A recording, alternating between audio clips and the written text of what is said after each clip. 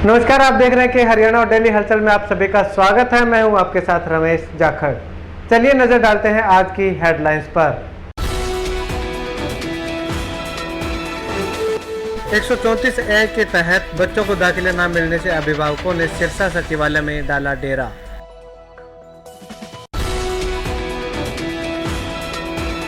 जिला पार्षद आदित्य चौटाला के प्रयासों से बीएमबी माइनर का सफाई कार्य शुरू। 17 साल बाद हो रही है गहराई से सफाई। सिरसा में इंसानियत फिर हुई शर्मसार। जेजे कॉलोनी में मिला 7 माह के लड़के का भ्रूण।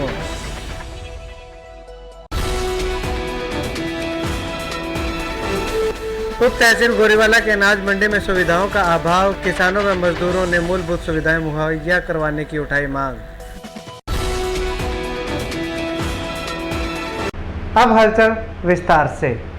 स्कूलों में नियम 134 ए के तहत एडमिशन न होने के विरोध में आज कई अभिभावकों ने लघु सचिवालय के बाहर हल्ला बोला। अभिभावकों ने लघु सचिवालय के बाहर धरना दिया और प्रशासन के खिलाफ जमकर नारेबाजी भी की।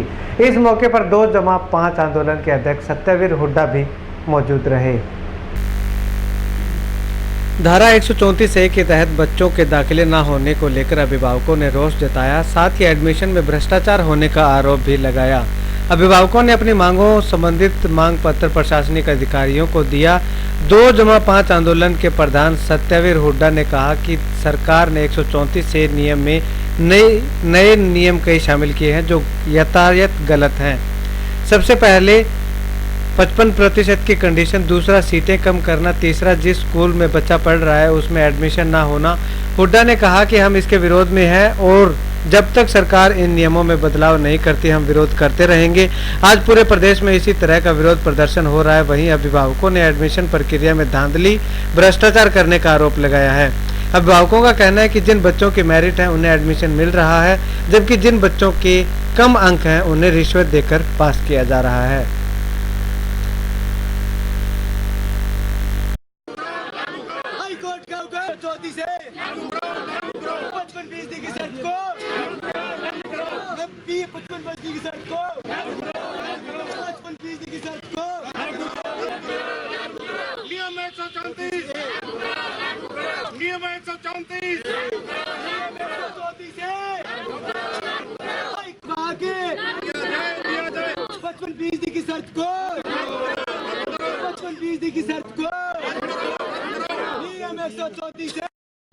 सर, हम ये इकट्ठे हुए हैं कि जिनके नंबर आ भी चुके हैं उनको स्कूल ले नहीं रहा, उनको लीविंग मांग रहे हैं, लीविंग सर्टिफिकेट लेके आओ, और वो डेट रखी गई 28, उसके बाद वो ले नहीं रहे। और जिनके उसी स्कूल में आ चुके हैं वो उसी स्कूल में लेने से मना कर रहे हैं। वो ये कह रहे हैं कि बीओ सर से लिखवा के लाओ। बीओ सर कहते हैं हम लिख के नहीं देंगे। और फिर वही अगर बच्चे को हमने फैसिलिटी दे भी दी है तो उनको वो स्कूल ले नहीं रहे हैं। और जिनकी मेरिट आ चुकी है वो तो अब यहाँ बैठे हैं अपनी लड़ाई लड़ने के लिए, और जिनके 56% आ चुके हैं, जिनकी कोई रिश्वत चली है, उनको लिया जा रहा है। उनकी नो चॉइस नहीं लिखा गया सर। तो आपका मतलब भ्रष्टाचार हुआ है? फुल भ्रष्टाचार है सर, पूरा धांधली है। क्योंकि मैंने अपनी आंखों से देखा है। मैंने ऐसा देखा है कि सर 2 घंटे पेपर लेने के बाद जब बच्चा लिख चुका है उसके बाद उसको कॉन्शियस सीट बदल चुकी है, उसको दोबारा दी गई है। उसके पास टाइम कम था, उसके नंबर कम आए गए हैं। और खुद टीचर को देखा आते हुए, नकल मरवा के जाते हुए। वाई दूसरे बच्चे नहीं है सर। तो ये भ्रष्टाचार ये भ्रष्टाचार पूरा प्रशासन है इसमें सर। डीओ सर से लेके ऊपर से लेके बीओ सर लेके जिनकी ऑन ड्यूटी थी, जिनके नाम तक बोल चुके हैं, वो सारे इसमें सम्मिलित है सर। अब ये नहीं पता कि उन्होंने अंदर खाते लिया है या उनके बाद में सेटिंग है, लेकिन पूरा सेटिंग पे सिस्टम है सर। ये मुख्य मांग ये है कि 55% की जो शर्त है वो एकदम हटाई जाए, और जो बच्चे फेल किए कोई फेल नहीं जाए, मेरिट के हिसाब से लिया जाए। जब तक सीटें खाली है हरियाणा पर, जैसे रोहतक में 6000 सीटें खाली, 2500 ने इम्तिहान दिया, 870 पास हुए, 1600 फेल कर दिए। तो 16 से फेल क्यों किए? जब सीटें खाली पड़ी है तो इनके बच्चों को लिया जाए, पहली मांग है। नंबर 2, इन्होंने एक लेटर लिख दिया कि जिस स्कूल में बच्चा पढ़ता है उसमें बच्चे की फीस माफ नहीं होगी। क्यों भाई? कानून है कि जिसके माँ बाप की हमने 2 लाख या 2 लाख से कम या बीपीएल कार्ड हो किसी भी स्कूल में हो, उसमें क्यों नहीं होगा दाखिला? वो लेटर जारी कर दिया, स्कूल वालों ने जारी करा दिया पैसे दे के। तो इस प्रकार से ये तीसरा, सीटें कम दिखाई, सीटें कम दिखाने के खिलाफ भी हमने कहा। ये 3-4 बातें हैं जो कि गरीब के सामने रुकावट बनी हुई है। 55% सबसे बड़ी रुकावट है। उसी स्कूल फीस माफ ना वो भी रुकावट है। तो आपने कहा राजनीतिक पार्टी बना के इस लड़ाई को ज्यादा लड़ा जा सकता है। हम तो कहते हैं ये राजनीतिक पार्टी जिन्होंने बना रखी वो लागू कर दो ना, हमें क्यों इसमें धकेलना चाहते हो। हमें उनसे प्रार्थना है, इसलिए हमारा फैसला वहाँ जेल में होने के बावजूद भी मैंने कहा भाई अक्टूबर में फैसला करेंगे। हम नहीं चाहते राजनीति करना, लेकिन राजनीति इतनी बुरी चीज नहीं है। राजनीति अति पवित्र चीज है, लेकिन राजनीति ने बदनाम कर दिया। राजनीति के लिए राम ने रावण को मारा, राजनीति के लिए कृष्ण ने महाभारत में खून बहाया। तो राजनीति अब खराब लोगों की है। हम तो ये कहते हैं सबसे पहले चीफ मिनिस्टर होता है, 3 बार हमने मुख्यमंत्री से मिली है। गांव बिज्जूवाली के बस स्टैंड पर प्रशासन की ओर से सार्वजनिक स्थानों पर आरसीसी बेंच लगवाए जा रहे हैं, जिसके तहत बस स्टैंड, पंचायत घर, रामदेव मंदिर, गौशाला, दारेवाला रोड, रामगढ़ रोड सहित अन्य सार्वजनिक स्थानों पर बेंच लगाए गए हैं। वहीं ग्रामीणों ने कहा कि पहले गांव के बस स्टैंड सहित अन्य स्थानों पर लोगों के बैठने का कोई प्रबंध नहीं था। ऐसे में अब प्रशासन ने सीमेंट से बने बेंच लगवा दिए हैं। इससे ग्रामीणों व गांव में आने जाने वाले राहगीरों के लिए आसानी होगी और राहगीरों को भी बस के इंतजार के लिए खड़ा नहीं रहना पड़ेगा।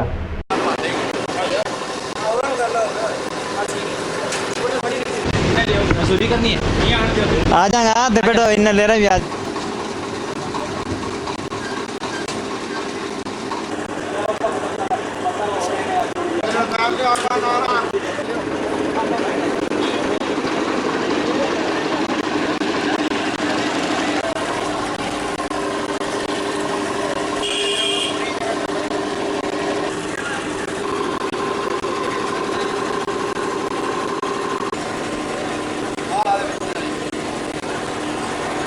ये जो ग्राम पंचायत द्वारा ये गांव में बैठने के लिए कुर्सियों का प्रबंध किया गया है, ये एक अच्छा फैसला है पंचायत का। बस स्टैंड पर गर्मी बहुत होती है, बैठने के लिए कोई जगह नहीं थी, अब छांव में ये लगाए गए हैं। इससे आम जन को बहुत फायदा होगा और पंचायत का भी हम धन्यवाद करते हैं कि इसी तरह अपना प्रयास करता रहे। हम भी पंचायत के साथ हैं और हर जगह तन मन धन से हम साथ देंगे। तो क्या है कि ये जो गांव के अंदर ये बैठने के लिए जो कुर्सियों की व्यवस्था की गई है ये बहुत ही अच्छी है, क्योंकि आज के टाइम के अंदर गर्मी का जो प्रकोप है वो बहुत ज़्यादा है। तो इस चीज़ जिस तरह से बरगद का पेड़ हो गया, नीम, शीशम, टाली के नीचे और भी मान लो जो व्यवस्थाएं हैं बस स्टैंड के ऊपर बनी हुई है, वहाँ पे ये बहुत अच्छी व्यवस्था जो मान लो ग्राम पंचायत के सहयोग से हुई है, तो ये बड़े काबिले तारीफ़ है। ये होना तो आज से पहले चाहिए था, परंतु अब भी हुआ है, तो ये भी बहुत अच्छा काबिले तारीफ़ है। तो इसके लिए पंचायत का और आमजन का भी इसके अंदर, अब मैं आमजन से ये बात कहना चाहूँगा कि ये जो व्यवस्था तो अब पंचायत की तरफ से हो चुकी है, परंतु इसकी जो शान संभाल जो भी है वो रिस्पॉन्सिबिलिटी हमारी बनती है। तो हम इसको कितने टाइम तक इसके लिए कारगर साबित होते हैं वो तो हमारे पर डिपेंड करता है, परंतु ये जो कार्य हुआ है, जो गांव के अंदर ये कुर्सियों की व्यवस्था की है, ये बहुत ही काबिले तारीफ है। बहुत ही पंचायत ने ये बहुत अच्छा काम किया है और सफाई भी अड्डे की और साफ़ सुथरा है, इसमें कोई दो राय भी काम विकास की ओर चल रहा है, ऐसी कोई बात नहीं है। और आगे भी काम और भी करेंगे, नाला बनवाया तो वो भी अच्छा है और सड़क भी चारों तरफ से अच्छी है। सिरसा में आज सुबह जेजे कॉलोनी में एक गली में भ्रूण मिलने से सनसनी फैल गई। सूचना पाकर पुलिस मौके पर पहुंची और भ्रूण को अपने कब्जे में लेकर आगामी कार्रवाई के लिए उसे सिरसा के नागरिक अस्पताल में भेज दिया। भ्रूण करीब 7 महीने का बताया जा रहा है। सिरसा की जेजे कॉलोनी में एक 7 महीने का भ्रूण मिलने की चौंका देने वाली घटना सामने आई है। इस संबंध में चौकी इंचार्ज सुभाष ने बताया कि उन्हें फोन पर एक व्यक्ति द्वारा सूचना दी गई थी कि जब वो उठकर गली में गया तो गली में लड़के का भ्रूण पड़ा हुआ था, उस पर कार्रवाई की जा रही है। उन्होंने बताया कि जो भी डॉक्टरी रिपोर्ट में सामने आएगा उसके अनुसार कार्रवाई की जाएगी। ड्यूटी पर मौजूद डॉक्टर विकास ने बताया कि 2 पुलिस के जवान एक अजन्मे हुए बच्चे का भ्रूण लेकर आए थे जो लड़का था। आगे की कार्रवाई पोस्टमार्टम रिपोर्ट आने के बाद की जाएगी। सिरसा से विजय जसूजा की रिपोर्ट।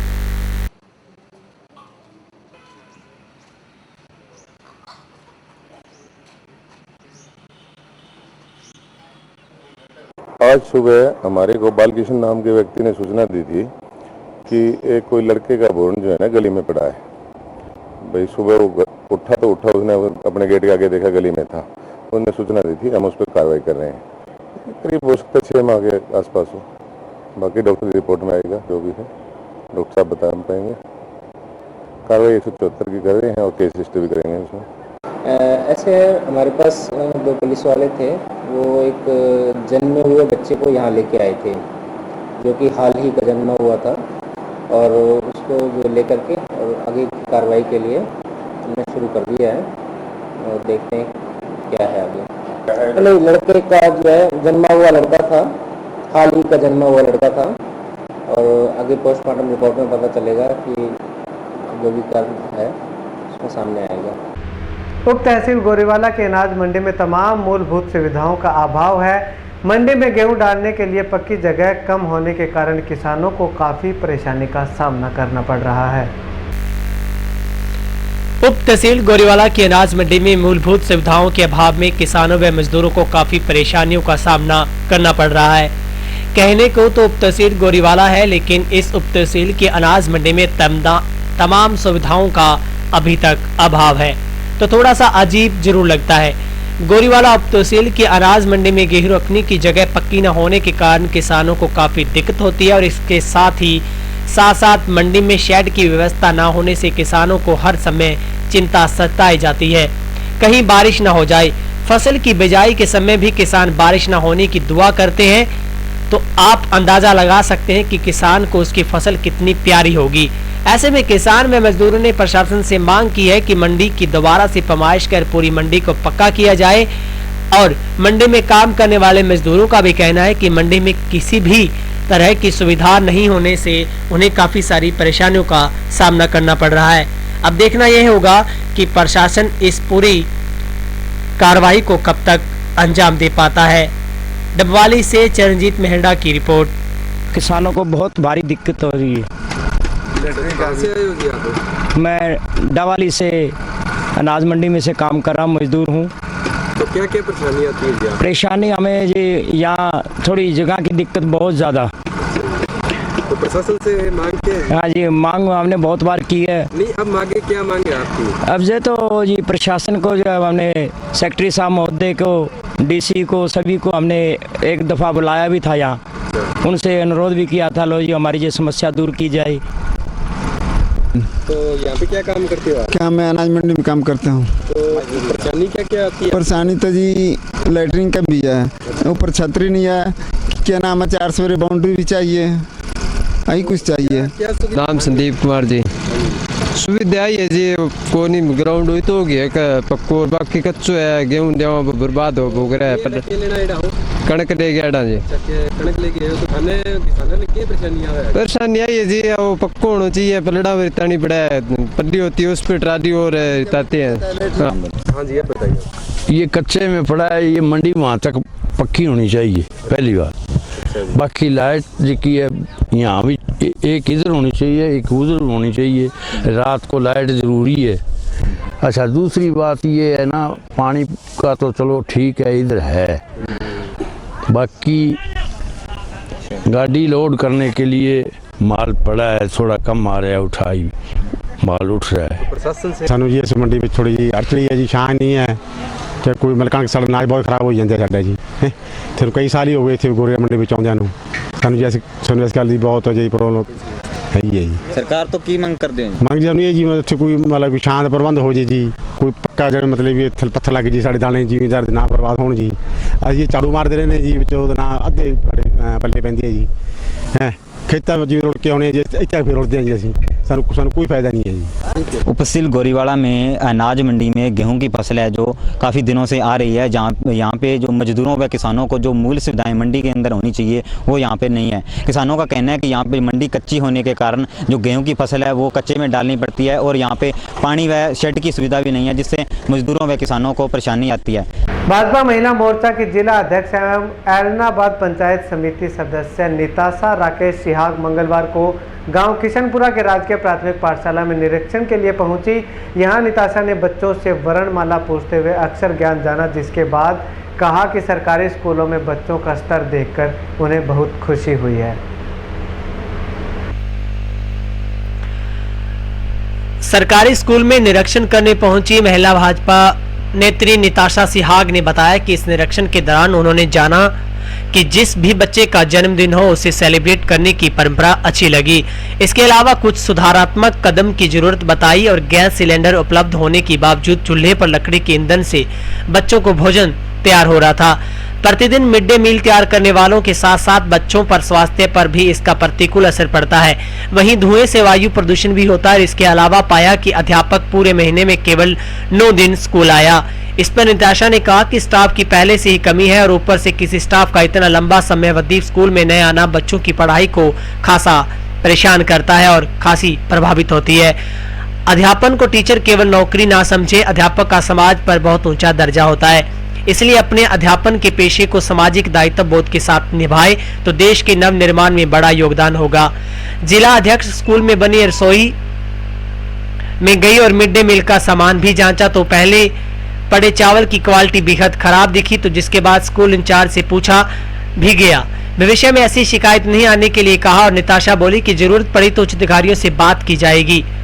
उन्होंने कहा कि देश का भविष्य बच्चे हैं और इसलिए कह सकते हैं कि इन्हीं पाठशालाओं से देश का निर्माण होता है। सरकार का स्कूलों पर विशेष ध्यान और हमें भी जनप्रतिनिधि होने के नाते समय समय पर निरीक्षण कर सरकार का सहयोग करना चाहिए।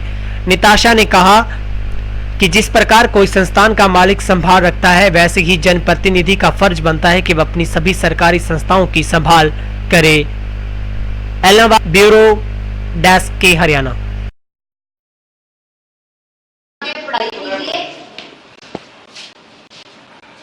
अच्छा, ये एक पेन और एक रेजर आपके लिए, सॉरी पेंसिल और रेजर, ठीक है? उधर आओ। और आज मुझे गांव किशनपुरा के अंदर राजकीय प्राथमिक पाठशाला में जाने का मौका मिला और मैंने जब बच्चों से शिक्षा के स्तर पर कुछ सवाल किए तो उन्होंने मुझे बिल्कुल सही आंसर दिए। तो मुझे बहुत खुशी हुई ये जानकर कि हमारी जो शिक्षा का स्तर है वो बढ़ रहा है। और दूसरा, वहाँ मैंने एक बहुत अच्छी परंपरा देखी, जिस भी बच्चे का जन्मदिन होता है उस बच्चे को वहाँ पर एक पेंसिल या रेजर या एक शॉर्पनर देके उसका बच्चे का जन्मदिन मनाया जाता है। तो ये एक बहुत बड़ी अच्छी बात लगी मेरे को। और दूसरी बात, ये कुछ ऐसी चीज़ें थी जो मुझे अच्छी लगी और मुझे लगता है कि धीरे धीरे हमारी शिक्षा का स्तर बहुत बढ़िया हो रहा है।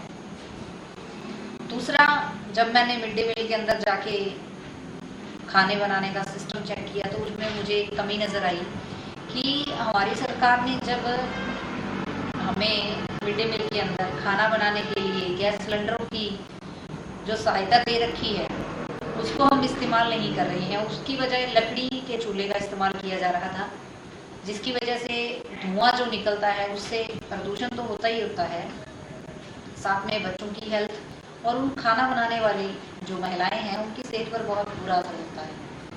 इसमें सुधार की आवश्यकता लगी तो मैंने प्रिंसिपल से इस बाबत कहा कि आगे से वो गैस सिलेंडर के ऊपर खाना बनवाएं ताकि बच्चों को उनकी जो हेल्थ है उसके साथ कोई कॉम्प्रोमाइज़ ना हो। दूसरा, मिड डे मील के अंदर जो चावल था उसमें मेरे को ऐसा लगा कि वो अच्छी क्वालिटी का नहीं आ रहा है। उसके लिए भी प्रिंसिपल साहब से बात की गई और दूसरी, वहाँ की सफाई के लिए उनको कहा गया और उनसे रिक्वेस्ट भी की कि आसपास के वातावरण को शुद्ध रखें, साफ रखें, ताकि उससे जो निकलने वाली गंदगी से निकलने वाले कीटाणु हैं उससे बच्चों की हेल्थ पर बुरा असर ना पड़े। साथ में एक और चीज़ देखने को मिली कि जो हमारे वहाँ पे, क्योंकि प्राइमरी स्कूल है तो उसमें गिनती के टीचर होते हैं, उसमें से भी अगर एक टीचर मात्र महीने में 9 दिन स्कूल आ रहा है तो उससे हमारी शिक्षा का क्या होगा। तो इसके बाबत भी वहाँ से मैंने कहा और आगे से भी कोशिश जारी रखूँगी कि ऐसे ही स्कूलों में जाके, मिड डे मील्स के अंदर जाके या आंगनवाड़ी सेंटरों में जाके चेक करती रहूँगी, उसमें कहीं सुधार की आवश्यकता हुई तो इस रिलेटेड जो अधिकारी हैं उनसे बात भी कर सकूँगी। और दूसरा, मैं हमारे जो प्रतिनिधि हैं, जनप्रतिनिधि हैं, उनसे भी ये एक अपील करना चाहूँगी कि वो भी अपने अबोब शहर के पास से जाने वाली BNB लोहगढ़ से मौजगढ़ माइनर की सफाई का कार्य शुरू हो चुका है। बताया जाता है कि इस माइनर की सफाई का कार्य सन के बाद अच्छे से नहीं हुआ था और अब भाजपा सरकार में इस माइनर की सफाई अच्छे से हो रही है और इस माइनर के अच्छे से सफाई होने के कारण इस माइनर के अंदर से 11 फीट गहराई तक से गाद बाहर निकाली जा रही है। गांव अबूब शहर से होती हुई लोहगढ़ से मौजगढ़ को जाने वाली बीएमबी माइनर की काफ़ी लंबे समय से सफाई होने से किसानों में खुशी की लहर है।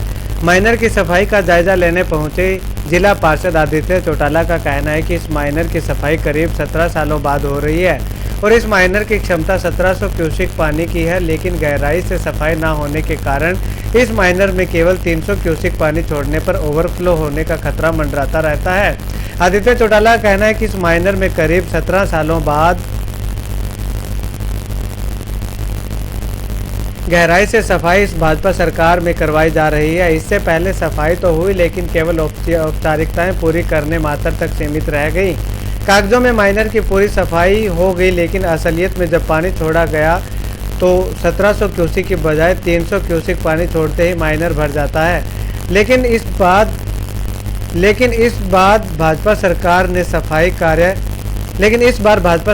सफाई कार्य चल रहा है और यह कार्य जमीनी स्तर पर चल रहा है। ऐसे में माइनर से 11 फीट गहरे से गाद निकाली जा रही है। ऐसे में माइनर की गहराई 11 फीट और बढ़ गई है। आदित्य चौटाला का कहना है कि भाजपा सरकार ये एक ऐसी सरकार है जो किसान, मजदूर, गरीब वर्ग के हितों को ध्यान में रखकर नीतियां बनाती है और उन नीतियों को पूरा करने का हर संभव प्रयास करती है।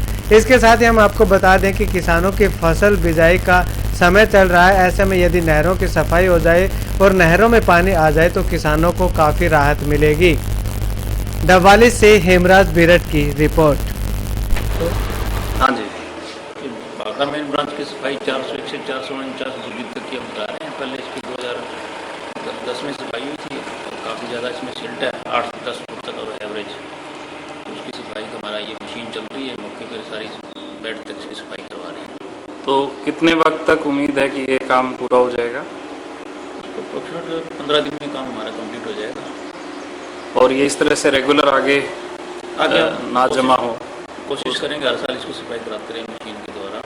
इसमें बड़े बूम की मशीन चाहिए थी, हमने इसके लिए एक्स्ट्रा बड़ा बूम बनाया स्पेशल। हाँ जी, ये बीएमबी का जो है 401 से 449 का सफाई का कार्य 2002 के लगभग हुआ था। उसके बाद अब कार्य शुरू किया जा रहा है उसका, और अब इसमें 5 से 6 फुट तक की सिल्ट जमा हुई हुई है। लेकिन फिर भी जो है ठेकेदार और सभी स्टाफ खड़े होकर के काम बड़ी निष्ठापूर्वक ईमानदारी से करवा रहे हैं कि पूरा सही साफ हो और कई साल ये चल जाएगी उसके बाद। लेकिन फिर भी जैसा भी हमारे साहब ने बताया अभी टाइम टू टाइम कराएंगे आगे से। और इसका जो है एस्टिमेटेड कॉस्ट थी 12 लाख के लगभग, और ठेकेदार जैसे भी हमने वो जो है टेंडर कॉल की थी उसमें 7 लाख के लगभग का उन्होंने बताया, अंदाजा है मेरा 7 लाख में ये काम कंप्लीट करके देगा। और 15 दिन इसमें शायद और लगेगा, ये काम कंप्लीट हो जाएगा। इसमें पानी का कितना इजाफा होगा? इसमें पानी का बहुत ज़्यादा फर्क पड़ेगा, क्योंकि इसमें सिल्ट जो थी 6-7 फुट तक की तो सिल्ट ही थी और कहीं से भी ज़्यादा सिल्ट थी। अब वो जब साफ़ सफाई पूरी हो जाएगी तो पानी तो इजाफा होगा ही होगा। बाकी रोडी डिवीज़न में अब हमारा तो पीछे भी प्लानिंग है 401 से ऊपर और पीछे जा कर के ना हेड की तरफ और पीछे वहाँ भी सफाई कराएंगे, फिर और भी अच्छा इजाफा होगा। इस एरिया के लोगों को पानी बहुत मिलेगा, पीने को पानी और खेतों का पानी पूरा जो है ना इस एरिया को, जैसे कि पीछे शॉर्टेज भी रही है इसी वजह से थी, सिल्ट थी इसमें, और अब आगे पानी फुल मिलेगा। हाँ जी, आज हमारे यहाँ पे एससी और एक्शन साहब दोनों आए थे नहर की सफाई की देखने के लिए। ये 1700 क्यूसेक की नहर है और इस नहर के अंदर मात्र 300 क्यूसेक पानी चलता था।